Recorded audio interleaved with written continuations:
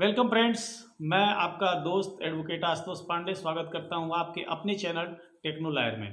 दोस्तों, यहां पर दी जाती है नए जजमेंट, नए अपडेट्स, कानून के नई जानकारियां जो कानून में डे बाय डे अपडेट्स आते हैं।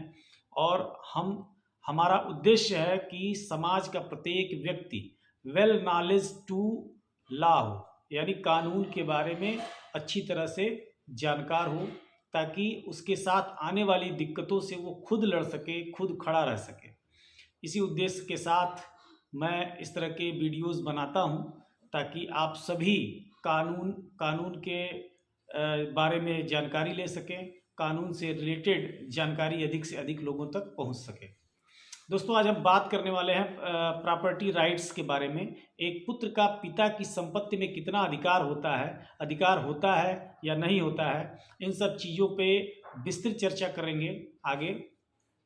उसके पहले मैं निवेदन करूंगा कि हमारे चैनल को अगर आप पहली बार देख रहे हैं, पहली बार चैनल पे हैं, तो अधिक से अधिक मात्रा में आप इसे शेयर करें, लाइक करें और सब्सक्राइब करके बेल आइकन जरूर प्रेस। बात है सोनिया फजल वर्सेज यूनियन ऑफ इंडिया। एक केस है जो बॉम्बे हाई कोर्ट ने अभी लैंडमार्क जजमेंट दिया है 2022 में। तो इसके बारे में हम बात करेंगे।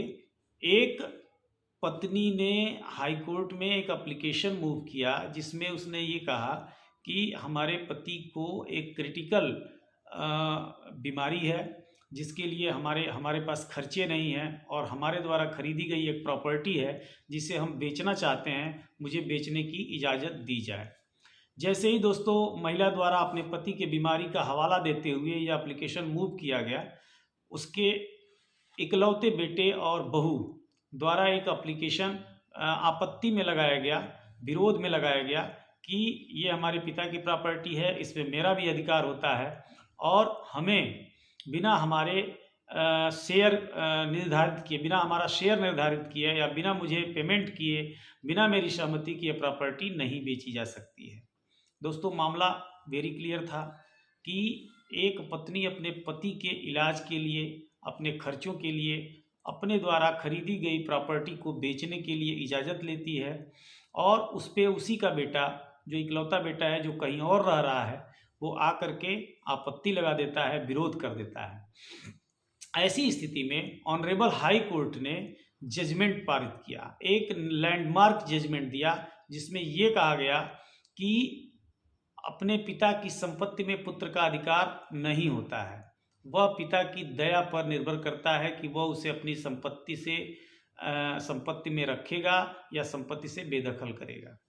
और यह जजमेंट देते हुए ऑनरेबल कोर्ट ने ये कहा, यहाँ संपत्ति से आशय दोस्तों स्व अर्जित संपत्ति से है, न कि एंसेस्ट्रल प्रॉपर्टी से। स्व अर्जित संपत्ति मतलब अपने जीवन काल में खरीदी गई किसी भी प्रकार की संपत्ति, चाहे वो मूवेबल हो या इमूवेबल प्रॉपर्टी हो, दोनों ही पे उसी व्यक्ति का अधिकार होता है जिसके द्वारा वो संपत्ति अर्जित की गई है, खरीदी गई है, क्रय की गई है। तो इस प्रकार ऑनरेबल कोर्ट ने ये जजमेंट दिया कि अगर आपके द्वारा ये प्रॉपर्टी खरीदी गई है तो इसके स्वामी आप ही हैं, और इस पे आपके पुत्र का कोई अधिकार नहीं बनता है। इसी केस से रिलेटेड जो उस महिला की जो बहू थी, यानी कि उसके इकलौते पुत्र की पत्नी ने एक डोमेस्टिक वायलेंस का केस फाइल किया कि हम दबाव बनाएंगे, प्रेशराइज करेंगे, तो ये लोग सुलह समझौते पर आ जाएंगे। लेकिन ऑनरेबल कोर्ट ने इस मामले में भी एक लैंडमार्क जजमेंट दिया और ये कहा कि इस तरह के केसेस हम लोगों के सामने डेली आते हैं, और प्रॉपर्टी को ले करके इशू रहता है, और उस प्रकार उसके बाद महिलाएं जो है अपने ससुर पे, सास पे भरण पोषण का, यानी मेंटेनेंस का, प्रॉपर्टी से रिलेटेड केसेस के लिए डोमेस्टिक वायलेंस का केसेस, 498 के केसेस आज कर देती हैं। तो दोस्तों, इस प्रकार आपने देखा कि ऑनरेबल कोर्ट का नज़रिया, यानी न्यायाधिकरण का जो नज़रिया है, वो सिटीजन्स के साथ है। जो सीनियर सिटीजन्स हैं उनके फेवर में उन्होंने लैंडमार्क जजमेंट दिया है, और इस जजमेंट के आधार पर आगे भी बहुत से लोग, जजमेंट क्या होता है, ऑनरेबल हाई कोर्ट या सुप्रीम कोर्ट का जो जजमेंट होता है वो एक नज़ीर होती है, वो एक पत्थर की मील का पत्थर साबित होता है। आगे इस प्रकार के यदि कोई केसेस आते हैं किसी भी व्यक्ति के साथ, तो इस जजमेंट को आधार और बेस मान करके आगे के मामलों में ऑनरेबल लोअर कोर्ट्स या सेशन कोर्ट्स इस निर्णय का हवाला देते हुए आगे की जजमेंट पारित कर देते हैं। अब इसका सेकंड पार्ट क्या है? अगर आपको बेदखल करना हो, अपने पुत्र को बेदखल करना होता है, तो आप क्या करते हैं? आप किसी पेपर में एक छोटे कॉलम में एक गजट करा सकते हैं कि हम अपने पुत्र को अपनी फला फला प्रॉपर्टी से बेदखल कर रहे हैं। दूसरा, एविक्शन का या बेदखली का दावा या वाद ला सकते हैं। इसके माध्यम से आप अपने पुत्र को उस प्रॉपर्टी से जो आपके द्वारा स्वअर्जित है इससे आप उसे बेदखल कर सकते हैं।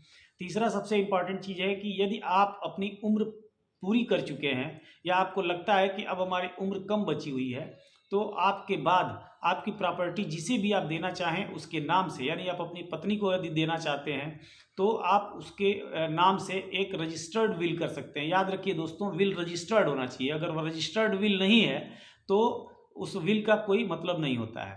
रजिस्टर्ड विल होना चाहिए, रजिस्टर्ड वसीयत होना चाहिए। इस वसीयत के आधार पर आप आगे उस प्रॉपर्टी को ट्रांसफ़र कर सकते हैं। और 2007 में एक कानून पारित हुआ था दोस्तों, the maintenance and welfare of parent and senior citizens act 2007। इस एक्ट का सहारा लेकर के आप एसडीएम के पास एक एप्लीकेशन मूव कर सकते हैं और इस एप्लीकेशन के माध्यम से आप अपने बेटे और बहू से मेंटेनेंस भी प्राप्त कर सकते हैं।